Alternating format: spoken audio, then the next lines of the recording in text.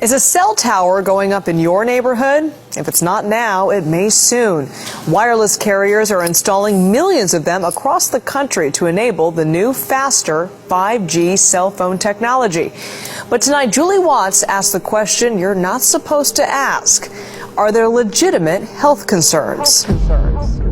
A group of scientists, doctors, environmental organizers, and concerned citizens got together and they called for the urgent stop to the deployment of 5G. They said that it's been proven harmful to human bodies, that this is an experiment on humanity, and that this should be called a crime under international law. If 4G is already doing some of this, how much more potentially dangerous will 5G be, and why? Well, here's what's really dangerous about 5G. I mean, it's being sold to us as super awesome, but the downside is that with this rollout, it will be impossible to exist in a city or to walk outside without being exposed. There's going to be a cell tower in front of every few houses, and this means that your personal choices, whether or not you personally use a cell phone or hold it 10 inches away from your head, that cannot escape you from your radiation exposure. And the fact is, the government is completely not jumping on the ball. I mean, because of the Telecommunications Act of 1996, which says that no state or local government can regulate the placement of any cell towers regardless of environmental effects. Right. That has really laid the groundwork for this toxic infrastructure.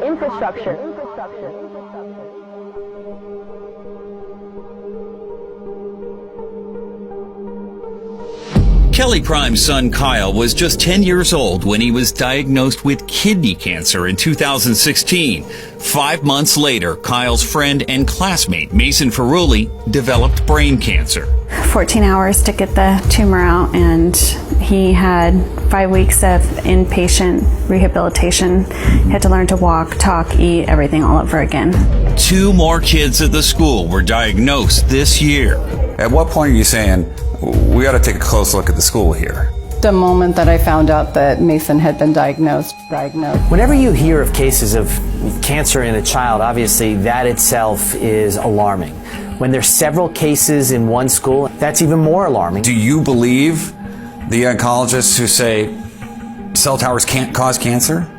I believe that everybody wants to believe our government. I've looked into his eyes and I've looked at the fear that he has as a 9-year-old facing something, asking me, Mom, am I going to die? It would push you to fight as well. It would push any parent to fight. I won't stop until it's done, until that thing is gone. 5G is a weapon. It's used by the military. Do you know these 5G millimeter wave technologies are used to scatter crowds? You know, they drive up in this technology when they want to scatter a cloud, and they put out these frequencies, and people scatter because they get the feeling their skin is on fire.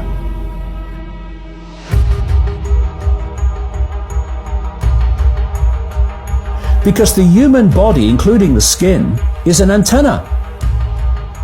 It interacts with frequencies, and it receives and transmits information.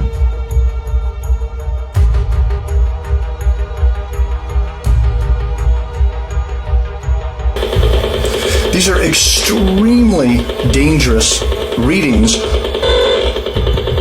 of radio frequency radiation going through my body. There are going to be boxes broadcasting 5G, this weapon, down every street, all over the world. You're talking phenomenal numbers of these boxes.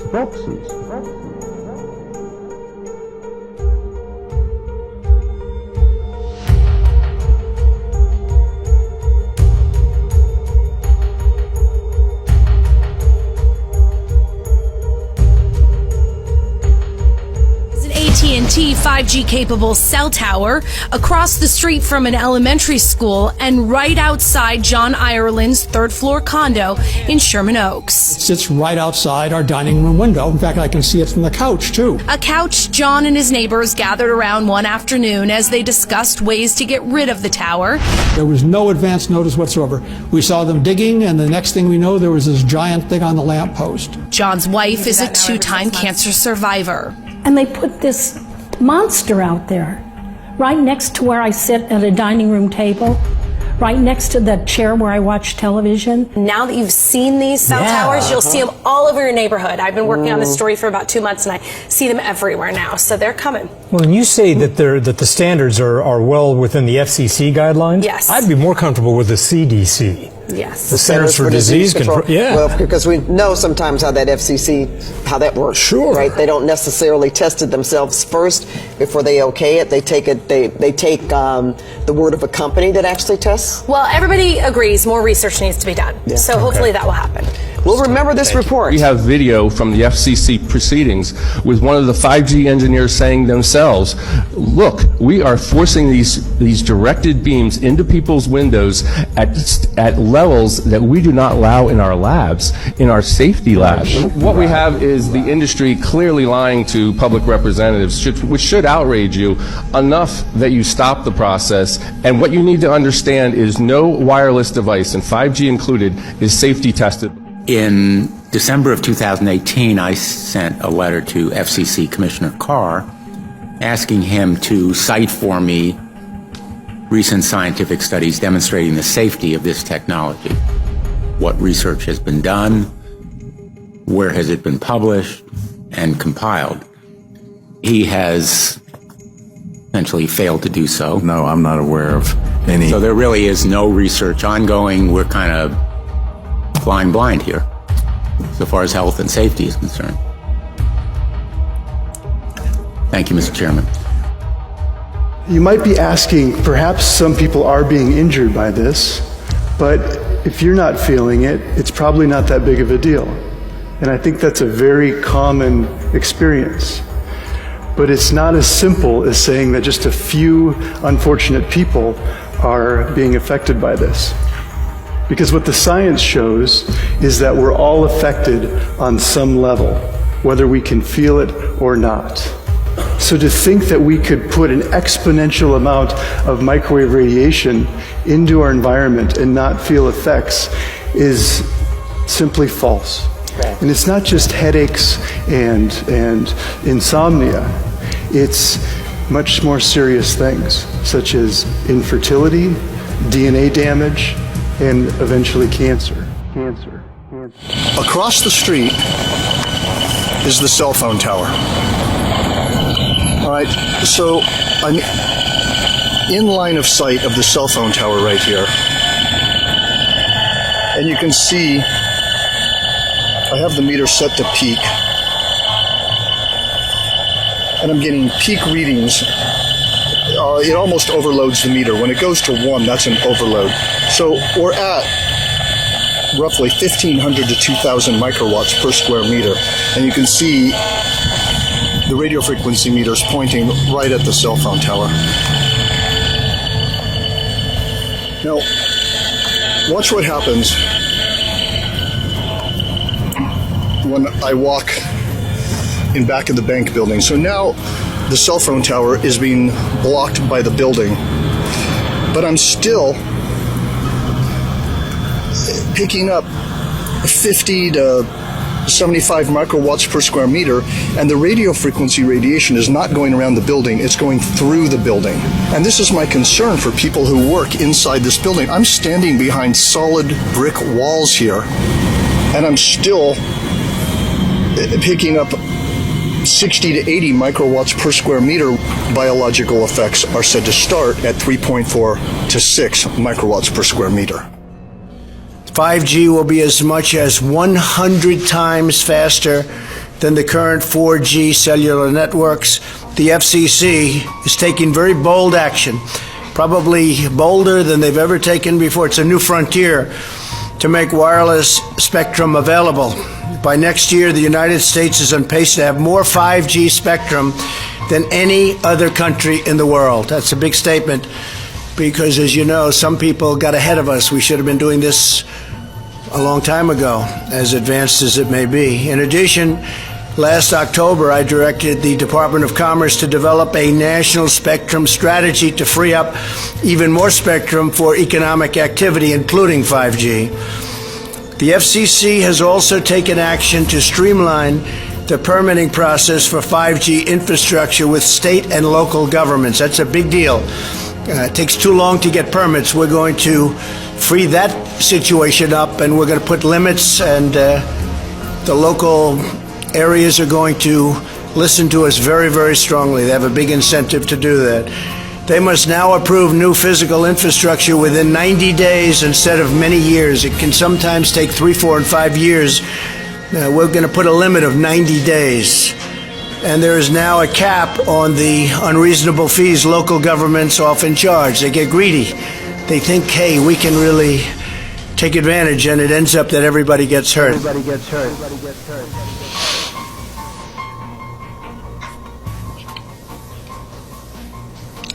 Given this information,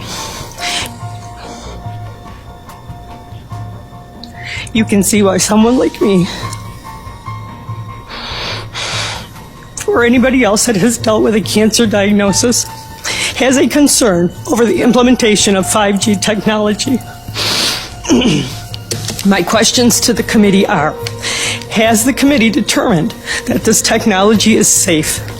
And if you have, what safety determinations were done? What kind of scientific or medical background did these people do to make a determination that this technology is safe for me, for you, for your children, for your grandchildren?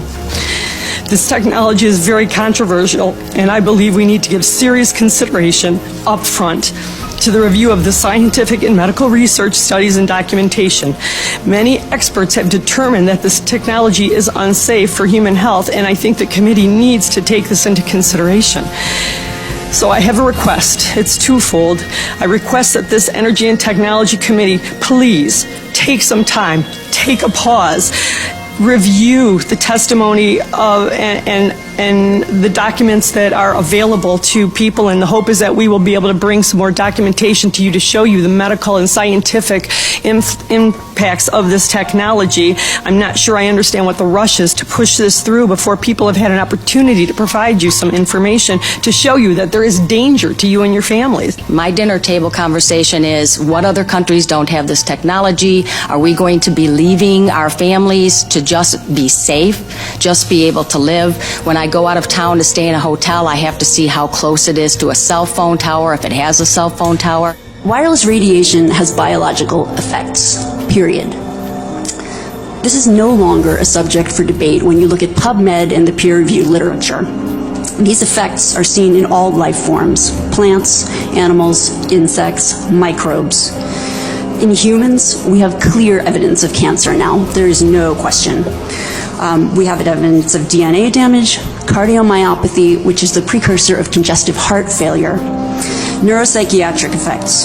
So 5G is not a conversation about whether or not these biological effects exist. They clearly do. The closer you live to a cell tower, the higher your blood glucose. That is based on hemoglobin A1C measurements. So the idea with small cells of putting the cells closer to people's homes and bedrooms scientifically is very dangerous. Probably don't even notice them, but cell towers are everywhere, especially here in downtown. Like this one behind me, it's that white cylinder you see sitting on top of that light pole. And with 5G coming to San Diego, there's going to be even more of them. People need to check this stuff out. Protesting the rollout of a 5G network in San Diego. We don't want to be experimented on. They're not doing the proper safety studies. And for hours, speaker after speaker addressed the County Board of Supervisors today. Local neighborhoods would be seeing something the size of a refrigerator showing up on a street pole, and they could say nothing to stop it. A library, a school. On traffic signals, on light poles. This would give the companies free rein to install these small cells on any public infrastructure, and we would have no ability to say no. Stop the rollout of 5G service. That is the message hundreds of people are trying to send to Charlotte leaders. They're popping up outside bedroom windows and school campuses, despite objections from across the country. I think doing more studies is always a good thing. Do you think that maybe you should consider putting a pause on legislation that speeds up these towers until there's definitive evidence that there is no harm? We can do a lot of studies, and there are people right now, believe it or not, who are sure the world is flat. We're going to get some meters, and we're going to measure the microwave radiation today, and then when the cell towers go up, we can measure it and see how dangerous it really is. And he says if he has to, they'll move. For my daughter's health, definitely. The view from Denise Tufano's Woodbury home abruptly changed last month, towering on her front lawn a cell phone repeater. I could not believe this was actually happening. I said, how could the town permit this? How could they do this to us? She and Woodbury neighbors fuming over the placement of 22 cell repeaters for Verizon in front of homes on what's technically public property without notice or compensation. You couldn't give me $10 million for this, okay? There are potential health risks to these. They are aesthetically not pleasing. There's also the devaluation of our home properties. 5G technology promises faster service, but the jury is out on constant exposure to its radio frequency radiation. Your cell phone you use, you put down. Microwave you use, you stop. This is constant bombardment, and we don't know what is the long-term effects. Residents say their cell service was good enough. This is an issue that is critical, not just to all of Long Island, but all of the United States, because across the United States, no wireless facilities are being tested. Some call it a microwave brew, steps from their bedroom windows. There are communities that are putting town ordinances in place that will prevent 5G from going in. This community is supposed to be a progressive community. We need to do the same thing. We need to get a town ordinance in place before they roll this out. Once they roll it out, it's going to be hard to stop. When they unleash this on us, which is not very far off, you can't see it from here, but just the other side there, you can actually see the cell tower on an apartment building not very far away. And when we did the inspection on this home, we found the readings inside the home were significant and way above what are called building biology safety standards. Building biology was the original discipline in electromagnetic radiation out of Germany. So the readings inside this house are way too high for comfort, and long-term exposure can lead to significant health challenges. So what we're doing with this house is we are shielding it. I got my first cell phone in 1993. It's a long time ago. You couldn't even use it outside of the city. Now, coverage is virtually everywhere, and the levels that we're being exposed to have increased dramatically and increase every single month. And so now people think it's normal. The technology has been what I call normalized. If you watch your favorite TV show, everybody's got a smartphone. Everybody's talking on the smartphone. And so it's become normal to people. You go to any big store and every third person is on the phone. You walk downtown and everybody's having a chat, walking down the street. So how could it possibly be dangerous, right? We are here at the Supreme Court because this is an absolute and major injustice that's happening right under our noses. Literally, people have no idea. With the rollout of 5G, we no longer can afford to be quiet. We can no longer afford to be still and not take action. What I ask every person here and every person watching this video is that you wake up and you wake up others. That you take action. We already know that the wireless industry has met with the president and gotten his commitment to facilitate the rollout of 5G small cell transmitters near people's homes. And the lies of the industry are magnificent. I'm sorry, but I don't want to be an emperor. That's not my business. I don't want to rule or conquer anyone. I should like to help everyone if possible. Jew, Gentile, black man, white. We all want to help one another. Human beings are like that. We want to live by each other's happiness, not by each other's misery. We don't want to hate and despise one another. In this world there's room for everyone, and the good earth is rich and can provide for everyone. The way of life can be free and beautiful, but we have lost the way. Greed has poisoned men's souls, has barricaded the world with hate, has goose-stepped us into misery and bloodshed. More than machinery, we need humanity. Without these qualities, life will be violent, and all will be lost. Even now, my voice is reaching millions throughout the world. To those who can hear me, I say, do not despair. Soldiers, don't give yourselves to brutes. Men who despise you, enslave you, who regiment your lives. tell you what to do, what to think, and what to feel? Who drill you, diet you, treat you like cattle, use you as cannon fodder? Don't give yourselves to these unnatural men with machine minds and machine hearts. You are not machines. You have the love of humanity in your hearts. You don't hate, only the unloved hate. The unloved and the unnatural. Dictators free themselves, but they enslave the people.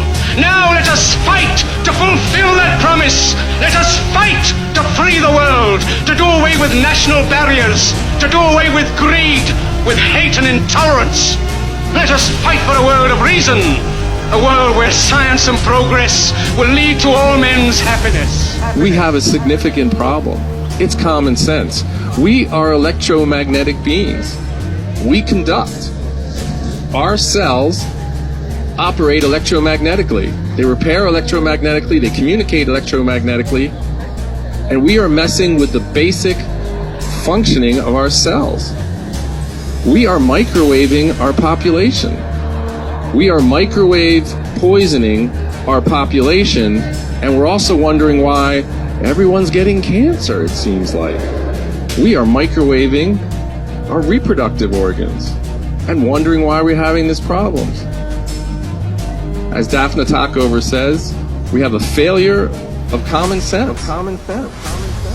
In the 17th chapter of St. Luke it is written, the kingdom of God is within man, not one man nor a group of men, but in all men, in you. You, the people, have the power to create happiness. You, the people, have the power to make this life free and beautiful, to make this life a wonderful adventure. Then in the name of democracy, let us use that power. Let us all unite. Let us fight for a new world, a decent world. Soldiers, in the name of democracy, let us all unite! The hate of men will pass, and dictators die, and the power they took from the people will return to the people.